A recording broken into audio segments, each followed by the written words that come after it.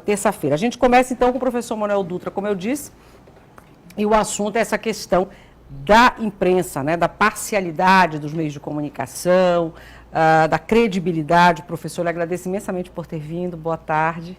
Boa tarde.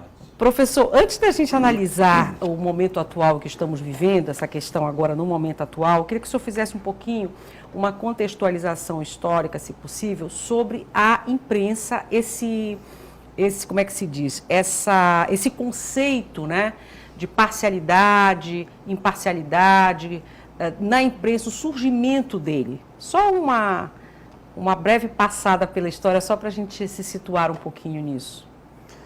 Renata, boa tarde. A imprensa, se a gente for ao início do século XVII, quando a imprensa começou a ser periódica mesmo, etc., a gente não vai encontrar muito o conceito de notícia, de informação como nós encontramos hoje. Ela sempre foi uma tribuna de ideias, e assim ela evoluiu.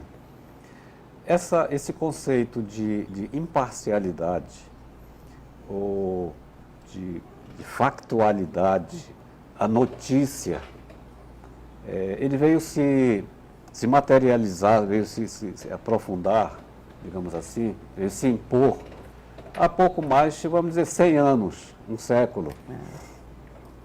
E, sobretudo, a partir das duas últimas guerras mundiais, quando os Estados Unidos, mesmo que não fossem a grande potência econômica que são hoje, mas já eram um grande candidato a ditar regras, etc. E o mercado passou a exigir mais pressa.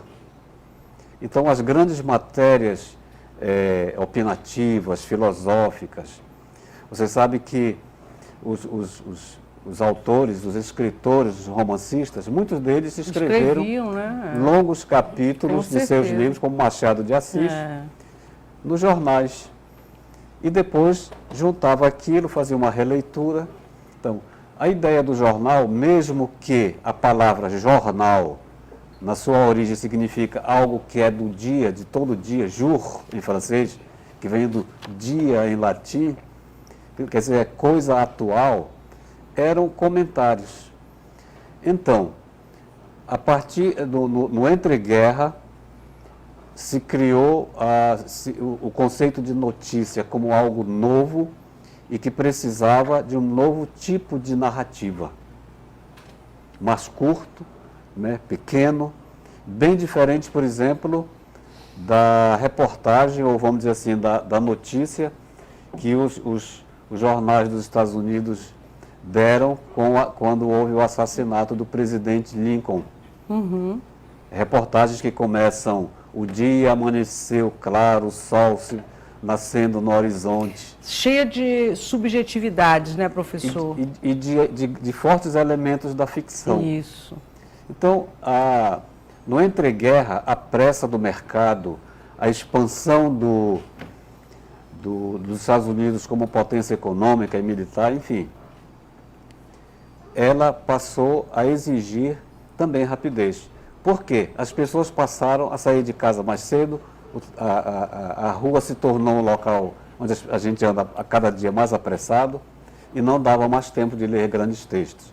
E a notícia se impôs, inclusive quando os estudantes de jornalismo vão para as primeiras aulas, eles aprendem aquela coisa antiga dos gregos que os americanos atualizaram para o jornalismo. O que aconteceu, quem está envolvido, quando foi, onde foi, como foi, por que foi. Que são aquelas 5 palavras mágicas, agora já 6, inclusive, depende, né? Porque, do lead, né? Sim. Que foram alguns métodos, né, na verdade, para padronizar, digamos assim, de certa forma, as matérias, as reportagens. Né? E no Brasil, esse conceito chegou durante a Segunda Guerra, via Repórter Expresso, que era uma forma que o governo dos Estados Unidos tinha de cobrar das empresas que forneciam petróleo para o esforço de guerra, né? Então, essas empresas, no caso aqui da América do Sul, foi a Esso, que parece, se não me engano, hoje é a Exxon, mas tem outras, a Atlantic, etc. Então, o governo americano passava a exigir que eles investissem no jornalismo radiofônico, que era um fácil acesso e o rádio já era uma realidade. Aí criou-se o Repórter Esso, né? Então, o Repórter Esso houve em mais de 40 cidades da América do Sul e no Brasil, se não me engano, foram em torno de 12, 15, Porto Alegre até Pernambuco, né?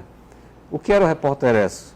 Era um noticiário rápido, inovador tecnicamente, mas altamente conservador do ponto de vista do conteúdo, porque o Repórter Esso foi implantado nesses países, no Brasil inclusive, para dar notícias da guerra e das vitórias dos Estados Unidos na guerra. Tanto é que o Repórter Esso continuou até depois, muito depois. Foi para a televisão, inclusive. Sim, foi. Muito depois da guerra é que o Repórter Esso passou a dar notícias do Brasil, inclusive a famosa matou-se Getúlio, quando Getúlio se suicidou. É verdade. O Repórter Esso foi o primeiro a dar notícia. Dizendo dessa forma, né? Então foi assim. E assim é que surge, então, esse conceito de objetividade, de imparcialidade na imprensa, né? Com base Sim. nesses critérios. Rapidez, concisão, todos aqueles conceitos que hoje os professores de jornalismo ensinam para as primeiras turmas, né? Notícia concisa, densa, factual, quer dizer, algo que há 80, 100 anos atrás não existia. Nem se pensava nisso, né? Não sei se a Sheila já quer fazer pergunta. Já. Professor Agenor, Carlos, a Marcela já me disse ali que tem uma, vamos segurar um pouquinho. Eu queria saber do professor, primeiro, é muito bom estar do lado do professor aqui na bancada do Sem Censura. E eu queria saber do professor, objetividade e imparcialidade, mito ou é verdade? Olha, eu não sei se é mito. O jornalismo é uma luta pela busca da verdade possível. Não falo aqui naquela verdade absoluta, vamos dizer, do campo religioso, Deus, a verdade, essa verdade absoluta. Mas aquela verdade que é possível um homem e uma mulher produzirem com honestidade, observando os acontecimentos e narrando-os dentro de suas possibilidades, dizendo, esta é a verdade possível. Então, ser objetivo, no caso, seria ser honesto com o fato. A mentira é o erro intencional. O erro, digamos, o jornalista produz uma notícia que não condiz, cujo relato não condiz com o fato, mas que ele o fez pensando fazer o certo, não é uma mentira, é um erro que pode ser corrigido. Né? É claro que a mentira é a produção do relato falso de modo intencional. Né? Agora, cada um de nós, né, cada homem e cada mulher tem a sua subjetividade. Aí vem a questão da objetividade. Cada um de nós tem a sua personalidade. Cada um de nós vê o fato, vê o mundo a partir do seu mundo interior. Né? Nós somos iguais, mas ao mesmo tempo nós temos distinções, nós temos modos de ver o mundo, de encarar o mundo.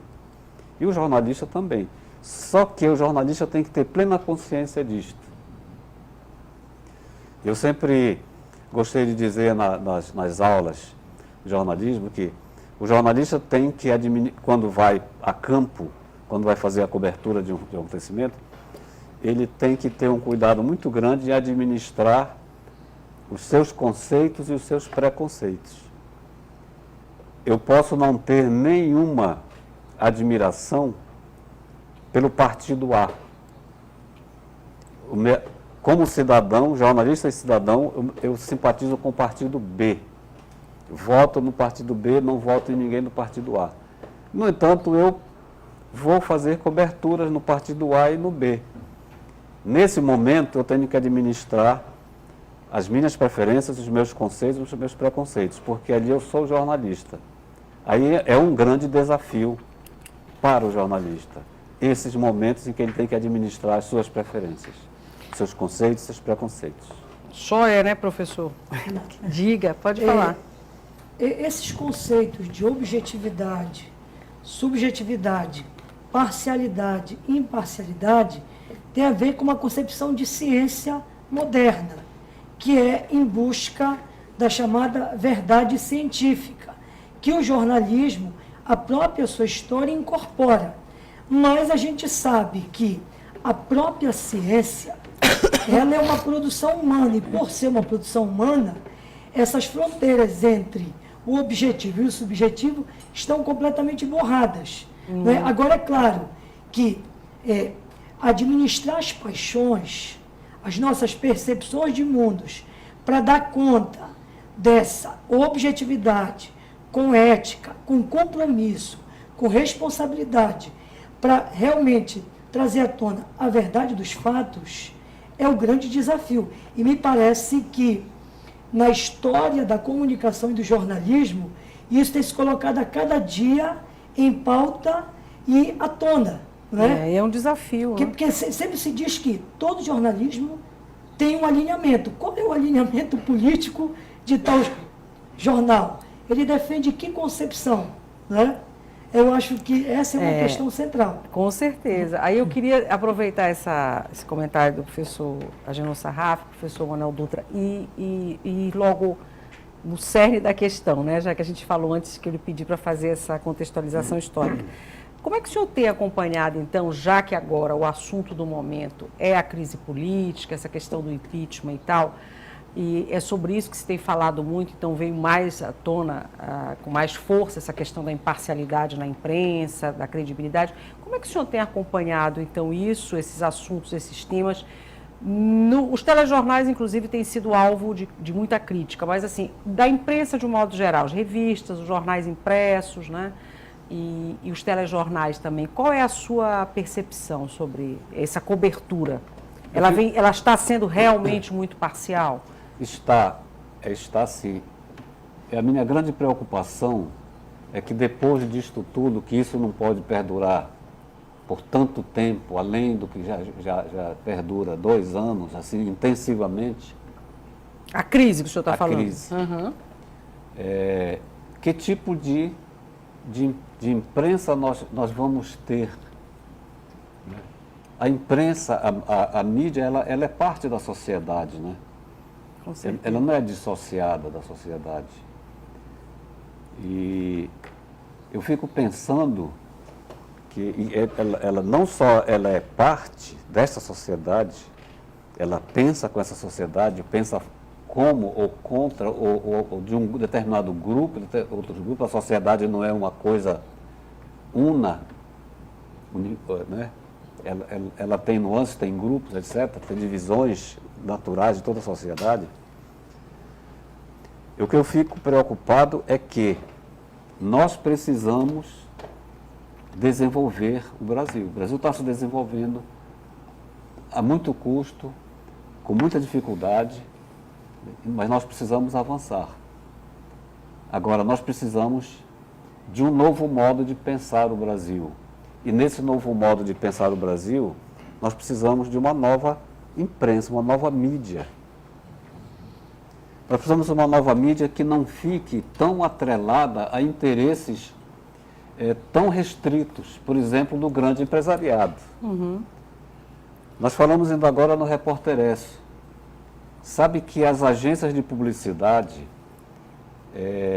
que escolhem as mídias nas quais elas vão anunciar, os seus clientes vão anunciar, essas agências, na época em que o Repórter Esso foi imposto pelo governo dos Estados Unidos para falar bem das vitórias dos Estados Unidos nos campos de batalha, mais ou menos funciona do mesmo jeito hoje. As grandes agências de publicidade é que fazem as escolhas. E muitas vezes, e com muita frequência, elas passam despercebidas. As pessoas dizem, TV tal, o povo não é bobo, abaixa a Rede Globo, mas não sei o que, não sei o que, não sei o que. Esquece que por trás está toda uma divisão de milhões, de bilhões de reais pelas agências de publicidade e todo um cardápio de mercadorias que procedem dos países hegemônicos aos quais interessa a crise brasileira. De onde vêm as marcas dos carros que circulam no Brasil? De outros países, logicamente, da Europa, dos Estados Unidos, do São Oriente, fabricados do Japão aqui. e tal. São só fabricados aqui. Mas as marcas mesmo... E assim por diante, os remédios, a pasta do dente, a perfumaria, as roupas, enfim. Né? Quer dizer, estes países, eles aliam com muita perfeição, em benefício deles próprios, os interesses econômicos e os interesses políticos. Né? E pelo que se lê em alguns autores, historicamente, no continente americano, os Estados Unidos têm um problema com o Brasil. O Brasil é grande, o Brasil tem 210 milhões de habitantes, o Brasil tende a dar certo e vai dar certo. E isso incomoda o gigante do norte ter um concorrente, não necessariamente um adversário, um gigante no sul. Como disse aquele secretário de Estado, Colin Powell, eu venho ao Brasil como representante de um grande país do norte visitar um grande país do sul. Então o já fato se dele vê que dizer é isso. isso. Carlos quer fazer pergunta Pois é, também, né? Professor, a gente está falando aqui de uma crise e eu sempre vejo a gente situar muito, a gente está falando de um processo de comunicação, né? Então a gente tem um vetor de emissão e um vetor de recepção, né? A gente está falando dos veículos de comunicação como esses vetores de emissão e da necessidade desses veículos, como o senhor disse ainda há pouco, a gente precisa de uma nova mídia, né? De uma nova imprensa. Como se situa essa recepção, né? Assim, como é que o senhor analisa essa recepção hoje em dia? Porque tem muita gente falando que essa crise toda está ajudando as pessoas a efetivamente a discutirem, né? Os papéis, a situação política. Como é que a gente melhora criticamente esses receptores? Deixa eu aproveitar, professor, que a Marcela está me dizendo que tem perguntas dos telespectadores e tem algumas que eu acho que são bem parecidas com isso que a gente está falando aqui, não é? Sim, sim. O que pode já aproveitar para... Antes eu quero fazer um comentário rápido do Fabrício Reis, que agradece a censura por interagir com a mídia social e diz que um professor faz mais pelo Brasil do que o Neymar. Pergunta do Harrison O professor Carlos. faz mais pelo Brasil um professor do que o Neymar, é isso? Ah, tá. Aí tem a pergunta do Isso é Harrison uma outra discussão, Carlos. né, professor? Ele pergunta por que os governistas chamam uma determinada rede de televisão de mídia golpista, sendo que a mesma notícia é dada por ela e por outras emissoras também. Bom, eu vou começar pela pergunta que chegou. É claro que nesse momento há um debate, como você falou, e as pessoas utilizam as palavras para dar-lhes o sentido que lhes interessa politicamente. Ora, um golpe é algo sério. Um golpe, na verdade, no seu sentido primário, é um corte na carne do qual sai sangue. Então você transporta esse conceito para a política. Ora, para alguns, o processo do impeachment, do impedimento, do afastamento da pessoa que está na presidência da República, no caso a Dilma Rousseff, para aqueles que são favoráveis a esse processo, não é nenhum golpe. Mas para aqueles que são contrários, são. Porque os que são contrários alegam que são justamente contrários porque o impeachment não contempla a Constituição, as leis, etc. E se não contempla, é golpe. Não existe golpe legal. Todo golpe é ilegal. O impeachment pode ser um golpe, pode não ser. Então, eu entendo por aí. A pessoa que sugeriu essa questão. É que depende das discussões. Que essa pessoa centrou na Rede Globo, né? Sim. Não é essa a Que pergunta? chama a Globo de mídia golpista, mas ela dá a mesma notícia que as outras emissoras também dão. O senhor concorda com isso, de que a Globo tem o mesmo tipo de cobertura que as outras emissoras, ou a Globo é mais parcial do que outras emissoras? Em outras palavras, seria isso, né? Olha, a questão da colocação da Globo no centro da discussão, é porque a Globo ela é mais poderosa, ela penetra mais, ela está em quase todos os lares brasileiros. Ela teve um início reconhecido pela própria Globo espúrio ilegal com dinheiro norte-americano da Time Life, nos anos 60. Ela conseguiu muito dinheiro, conseguiu crescer em troca de apoio ao ditadura, né? ao Castelo Branco e depois aos outros generais que vieram. A própria Globo tem um número da revista, da sua revista, que é a Época. A Época. A Época, de 2002, e que ela faz uma espécie de meia-culpa, e que ela diz que naquele momento as coisas não eram assim, mas que de fato veio dinheiro dos Estados Unidos, essa coisa toda e tal, mas que depois tudo foi sanado. Teve uma CPI contra a Globo, só que essa CPI terminou gerando, né, outras questões, como, por exemplo, o fortalecimento do Assis Chateaubriand e os seus diários associados, né? Bom, quanto ao receptor, você sabe que eu estou... O senhor não respondeu, professor. Não respondi? Não, a pergunta que eu lhe fiz. O senhor concorda que a Globo é mais parcial nessa cobertura, está sendo, do que as outras emissoras de TV? Eu gostaria de dizer o seguinte, primeiro, ela é vista como mais parcial, pelo tamanho dela, pela sua potência, pelos seus equipamentos, que são os melhores do Brasil, etc. Claro. Pelo caixa dos seus artistas, bem pagos. Tecnicamente ela é impecável, né? Então, ela tende a ser vista como a mais parcial, por aqueles que admiram e gostam do atual governo, do PT, etc. Agora, como ela tem mais poder do que as outras, ela termina sendo realmente identificada. E eu tenho a impressão que ela é, agora, nas últimas semanas, quem tem assistido a Bandeirantes, em alguns horários, a Globo está perdendo imparcialidade. Agora, só para a gente concluir, porque o Carlos fez a pergunta da questão da recepção, Isso. quer dizer, o telespectador, então, é isso que você quer saber, né? Isso. Como é que que melhoraria? Como é que está o nível crítico desse espectador hoje, tá. né? Se ele realmente... A crise sempre é uma oportunidade, né? De alguma forma. Então, se isso, de algum modo, pode estar contribuindo para futuros espectadores mais críticos. Por um lado, a gente está vendo aí nas mídias sociais uma polarização enorme, apaixonada, inclusive. Mas as pessoas estão discutindo política, né? Estão falando sobre, né? Então, como o senhor analisa essa recepção? Estamos mais críticos? Estamos ficando mais críticos com tudo isso? Eu espero e desejo e anseio que sim. Veja só, a gente pode observar esse fenômeno e ele vai dar, daqui 5, 10 anos, um material riquíssimo para os pesquisadores na área da comunicação, sem dúvida. Eu estou, pessoalmente, ansioso de ver o desfecho dessa questão, inclusive agora, domingo, com a votação, né? Com a votação do impeachment.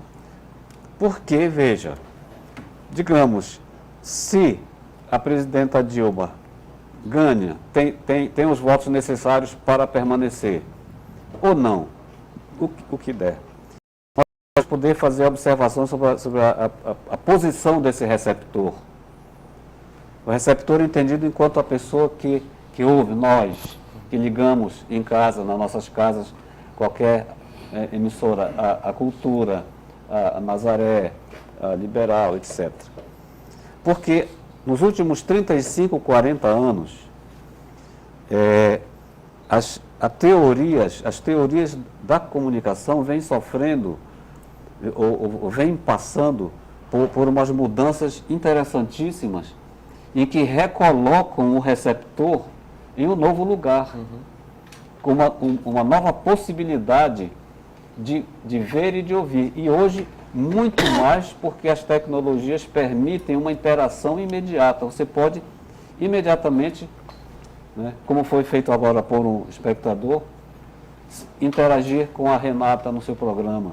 E assim, de modo geral. Quer dizer, nós já temos aqui presente uma discussão que foi deflagrada por um receptor. Agora imagine isso nessa situação toda com a internet, com os receptores sendo emissores também. Mas o receptor não só recebe, mas não. O perfil do receptor mudou. Aquele receptor passivo, se é que ele existiu em algum tempo, Ele não existe Então mais. o povo hoje não é bobo mesmo, né, Não. para usar o... Agora Eu a gente também acho conta, que- tem essa questão da velocidade que a informação hoje chega, né? Sim. A gente estava falando dessa questão da imparcialidade, da objetividade. Eu queria que o senhor falasse um pouquinho também, que às vezes se confunde um pouco essa objetividade, né, com a falta de zelo, né, de refino com a busca da informação, né, na hora de apurar a informação. Né? Essa velocidade, o senhor Essa acha busca que... pelo furo, né? É, Por pelo dizer Tem alguma primeiro. coisa... Para dar É. primeiro, logo, né, E agora mais a mensagem, ainda. a notícia, né? em Tem alguma primeira coisa mão. assim, Marcela, do telespectador, não, né? Nesse Tem. sentido de... Recepção. De recepção, não, mas também sobre o tema que a gente está O falando que ele agora. quer saber? Diga lá. A Marcela Inajá, ela diz que o jornalista, advogado e historiador são 3 profissões que vêm legitimando algumas mentiras na nossa sociedade através do registro escrito. Como se comprometer com a verdade em tempos que a nossa história escrita e audiovisual está cada vez mais duvidosa? Em tempos de crise na consciência e nos meios de comunicação, a crise é política ou na mídia? Quem são? Jornalista, historiador, olha, professor, historiador. Jornalista, historiador e advogado. Advogado. Me senti duplamente atingido porque eu sou jornalista e advogado. Né? Eu acho que é forte uma declaração. E aí, forte. como é que é a pergunta Ela final? pergunta se a crise é política ou na mídia. Professor, então, o que o senhor acha? É política ou não? Foi criada em grande parte pela mídia essa crise? E depois a gente vai para a Sheila para encerrar, porque senão a gente fica aqui o dia... O que eu adoraria ficar um programa inteiro falando sobre isso, que eu gosto imensamente desse tema, mas enfim... O que o senhor acha, professor? Grande parte dessa crise foi criada pela imprensa, pela mídia? Olha, é uma crise política. Agora, eu não tenho dúvida alguma, eu acredito que um grande número de pessoas não tem dúvida alguma de que ela foi adubada, foi tratada, cuidada com todo o carinho Obrigada. por um setor da mídia que se chama a chamada mídia familiar, que às vezes eu fico pensando por que 5, 7 famílias têm tanto poder de dizer o que eu vou dizer para o Brasil é isto. Aí os donos dos conglomerados de comunicação do país, né? Sim. Então, a crise é política, mas não tem dúvida alguma de que ela foi alimentada, adubada por essa mídia. Regada com muito carinho, Muito né? Como bem. disse a... E só para a concluir, a minha preocupação não é nem com a crítica ao governo, porque isso tem que existir. Claro, o papel da imprensa é esse, né? Mas o que me parece é que esta mídia vem trabalhando nos últimos tempos no sentido de criar um desânimo. E isto nasceu desde a Copa do Mundo. Aquele 7-1 não foi casual, precisa ainda um dia ser explicado. Quando a Rede Globo passou... Comprado, professor? Não é isso.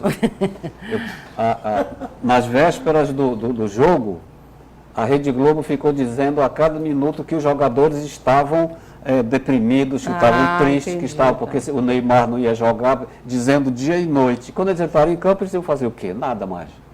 Estavam com a cabeça feita. Então, o meu receio dessa mídia, e que ela precisa mudar, não para fazer censura, coisa nenhuma. Uma mídia a favor do Brasil, Positiva nesse Motivadora. sentido, que né? ajude as pessoas, como fez em determinado momento, né? Um país não progride de crista baixa, deprimido. Nós temos que crer no Brasil e a mídia tem uma responsabilidade aí. Ela não pode ser uma força contrária ao Brasil. Ela pode ser contrária a um governo, enfim, a um programa, a uma empresa. Mas os valores nacionais, e a gente não tem visto. O que nós vemos é a Rede Globo, a cada momento, fazer a apologia de Londres e Nova York. Para terminar mesmo, a pergunta da Sheila, que é a história das redes sociais, né? As notícias veiculadas, os fatos nas redes sociais e o apuro que tem que ter do jornalista no sentido da apuração mesmo, né? De apurar com mais cuidado, como deve ser, claro, né? Com mais profundidade, enfim. O que o senhor acha sobre isso? Quer dizer, hoje em dia essa apuração está mais rápida ainda, mais pressionada pelo tempo, pela... Olha, Renata e Sheila, a meu ver, um dos momentos mais sagrados do trabalho jornalístico é a apuração. Até a palavra apurar quer dizer tornar puro, Refinar, né? refinar, buscar, não se contentar com a primeira informação, não se contentar em ficar sentado diante do computador buscando coisas que outros já disseram, mas fazer todo o possível de ir lá, de ver, Coisa que já não se faz muito, né? de sair, de andar no próprio bairro, ou ali em Barcarena para ver aquele navio embarcado, como eu vou lá essa semana, pela segunda vez. Enfim, o jornalista, ele é alguém que esmiuça para tentar dizer, eu vi, é assim, a verdade é esta, eu estive lá, eu testemunhei. Isso está acontecendo cada vez menos, né, me parece. Então, eu fico preocupado quando se coloca nas tecnologias dos fluxos, como se chamam, né? A informação é cada vez mais rápida, mas essa rapidez é insuficiente. Ela precisa ser verdadeira, checada, apurada. Isso é que faz o jornalista. Ou então o jornalista que acredita nas redes sociais, né?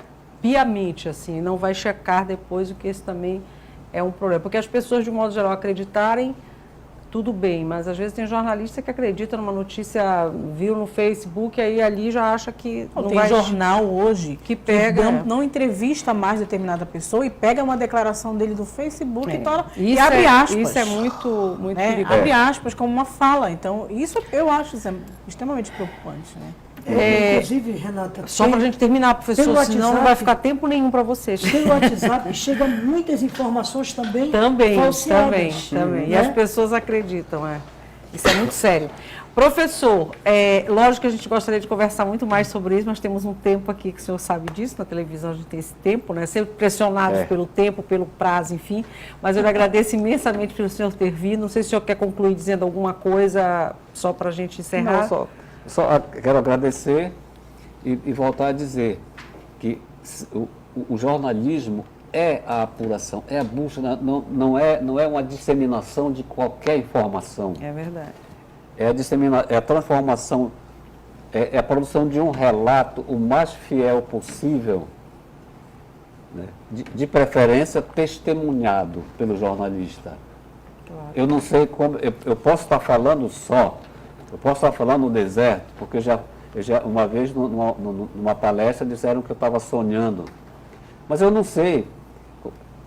Ser jornalista é ter a capacidade de ter contato humano. Eu não admito que as tecnologias dos fluxos rápidos, como a gente conhece, as chamadas de redes sociais, etc., vão substituir o contato humano. Esse contato, que é o que está acontecendo, na verdade. Muito bom o senhor ter vindo, lhe agradeço imensamente, professor, tá? O senhor vai continuar com a gente, ainda até o finalzinho, ainda tem muita coisa boa para nós conversarmos, mas lhe agradeço muito, foi muito bom. O professor Manuel Dutra, que é professor doutor, inclusive pesquisador do programa de pós-graduação em Comunicação, Cultura e Amazônia, do Instituto de Letras e Comunicação da UFPA, e veio aqui conversar com a gente sobre esse assunto que a gente sabe que é fundamental, que é muito